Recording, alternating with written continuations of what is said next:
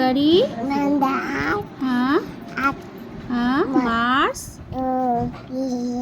हाँ हाँ यूरेनस.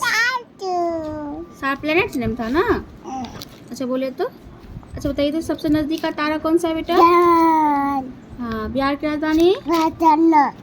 अच्छा बताइए सन के पास कितने प्लैनेट हैं. 8 प्लैनेट हैं. अच्छा और बताइए फ्रूट्स नेम बताइए तो. हाँ हाँ. अच्छा वेजिटेबल्स नेम बताइए तो. पोटैटो. हाँ हाँ. एक और बताइए. आपका नाम क्या है.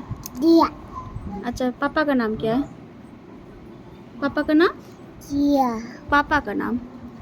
वो तो बाबा का नाम है मंटू सिंह ना. पापा का नाम क्या है. अरे दादी का नाम क्या है. और पापा का नाम. पापा का नाम नहीं आता है आपको.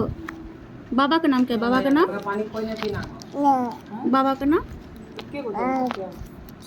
मंटू सिंह.